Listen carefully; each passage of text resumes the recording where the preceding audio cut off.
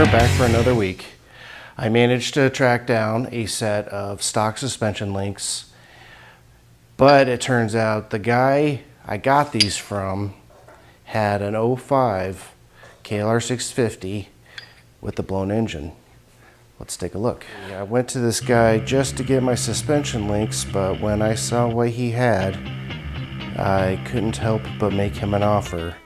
This thing is just loaded with accessories, and I decided picking this bike up complete was going to be cheaper in the long run than buying stuff individually, and a lot of the stuff on this bike is nicer than I would have bought anyway, so I think it was a good deal. It wasn't the best deal I've ever made, but it was definitely fair. I haven't really talked about this bike yet, but a few months ago I picked this up. This is a Kawasaki KL650 10 guy. It's pretty much a KLR650 with a low fender in the front and kind of more of a rally fairing. It's actually kind of more of the style of the newer, the Gen 2 KLRs. Everything but the body is identical to the Gen 1 KLR. That means the accessories I don't use on this bike, I will have for this bike. Pretty much just bought parts for two bikes by buying this one. And I could take everything that I take off of this bike and put it back on this one. So in the end, I'll have a stock 95 KLR that'll need an engine rebuild, which we may even do on this channel. Let's get started. My original plan was to use this electronics case here as a top case on the KLR. You know, even when I ordered it, I wasn't completely convinced that's what I wanted, but I didn't have better options in that price range. So I went ahead and got it. And now that I have it, I'm really skeptical. It's a bit heavy and it's huge. So one nice thing about that 95 KLR, it came with a really nice Happy Trails top case. Normally this thing would be a couple $100 by itself. I'm going to go ahead and put that on there instead. And it also came with this luggage rack, so it's just a matter of swapping off that piece of bent aluminum with this rack, and then that top case will just bolt right on there.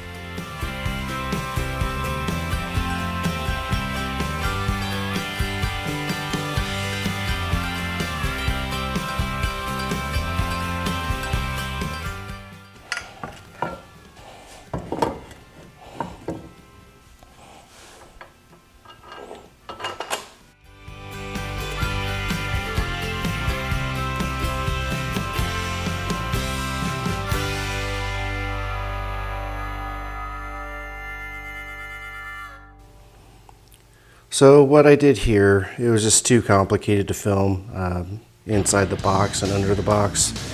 So I just put it together and I'll show you what I did. There's just the 4 bolts. They go through the luggage rack.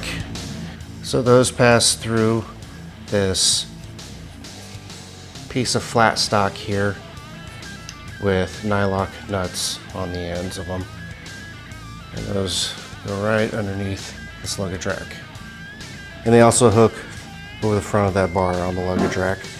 So this top case is not going anywhere. This bike also came with a nice tall windshield. I was thinking I might try to make one myself out of plexiglass, but you know, this one came with another bike, so why not use it? And it's actually in still pretty nice shape.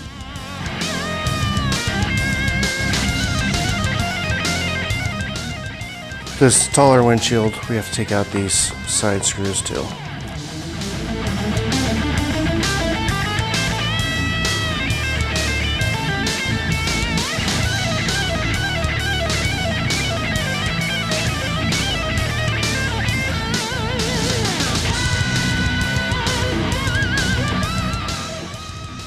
Now it's time for some suspension links.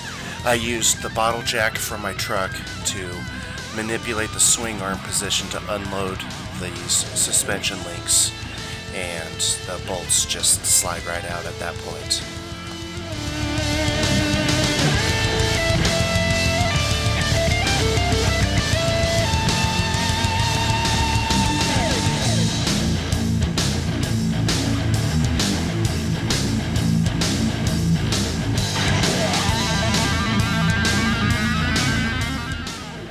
And here I'm putting the bolts back in, of course, the wrong direction. But you'll be able to see here that I have to raise this bike in order to get the links to line up with the shock mount.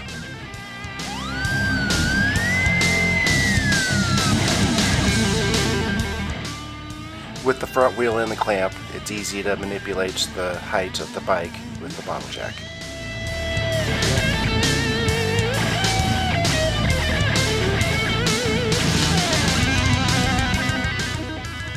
Put the bolts in the right direction and install the new links.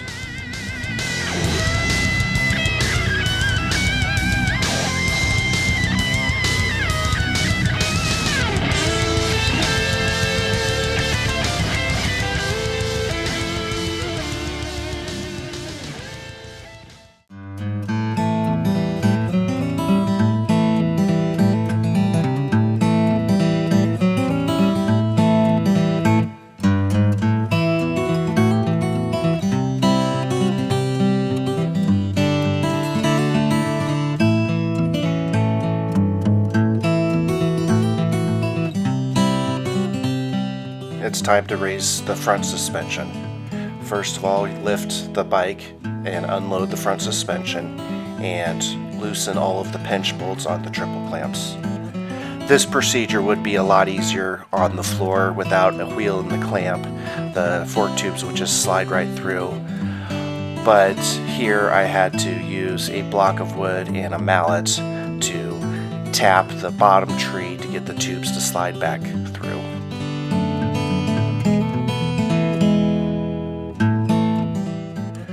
Loosen the screws and raise the fork boots back up.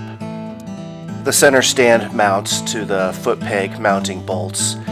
These stock bolts are going to be too short, so I replace those with slightly longer ones and reinstall the center stand with the foot pegs.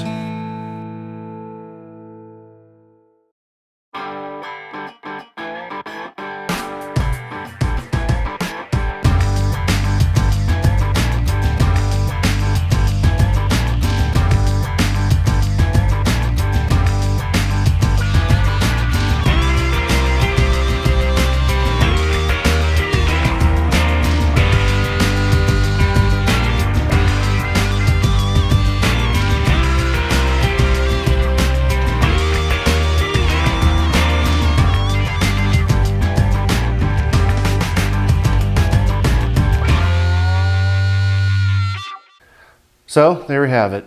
The top case is mounted, we got the center stand installed, and we got the stock suspension links installed. So this bike is significantly taller than it was before. Actually having trouble getting it on and off the table now because I can't reach the brake lever as I push it up the ramp. So there might be a new motorcycle table in my future. One thing I did discover when I lifted the suspension back up, I went to soften the preload adjuster and discovered it was broken. So I may need to swap out that shock. I have an extra one that came with the red KLR, so that won't be a big deal. But it is something else that I have to do now. Also, I still need to install the 12 volt power socket on the dashboard. So if you like this video, subscribe to my channel and leave me a comment, and we will see you next week. Thanks for watching.